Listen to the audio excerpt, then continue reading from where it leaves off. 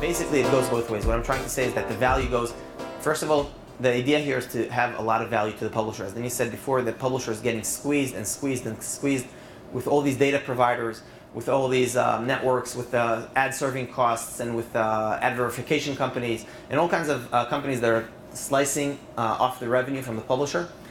I think there's a big type of movement to which that's great to charge the publisher, but let's also create value for the publisher. And if you can go back to the publisher and provide them data that he can actually sell more directly and get more revenue, we think there's a great place for that in the industry right now. You know, as you get more and more data, the audience becomes smaller and smaller. So then there's two options. Do you widen the targeting, right? And at what cost to performance? And that's something you have to consider. Or do you have partner sites? Are there other sites that you can work with that you can go out and find your audience on other sites, right? And we're seeing a huge trend in this. We see it in Europe. We're starting to see here in the US where we're getting more premium publisher networks. So publishers who recognize that they can sell at higher, they can sell their audiences at higher CPMs, but they might not have all of the impressions. So then they band together to create almost coalitions or premium publisher walled garden, trading environments where they can then go and find those audiences elsewhere. Let's say that this is a publisher X, which is a news site, okay?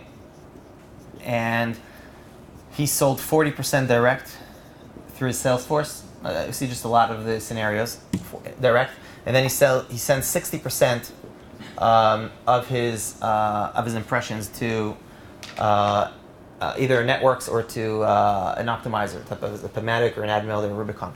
Now this 60%, there are two options of what to do with it.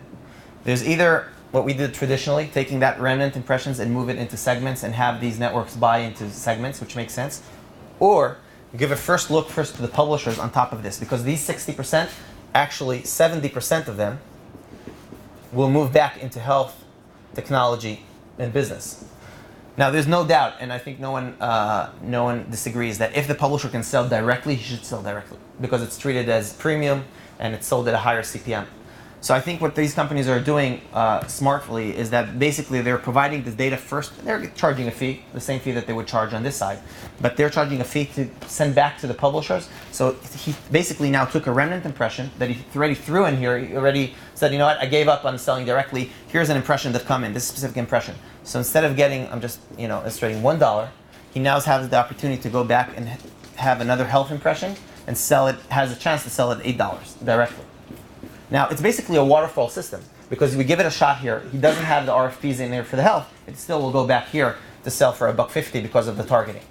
But the idea would be to actually make a refinery type of a system to actually create value. And we did this directly with publishers directly. What we're doing this right now is for our partners. So suddenly it creates not only value to the advertiser here on the network side, but it also creates real value to the publishers to basically create an automatic system. And what that will create is for those publishers to initially send not only remnant here, to send all their inventory here. Because imagine you can send all the inventory to those publishers, understand what it is, send them back all the data, and there are other data segments on top of it. You can add behavioral data into it, you can add whatever segments here. But if you can add like think about a store of data that is basically all these impressions are going through here, they're coming back to the system here, and then can either be sold directly or sold as remnant.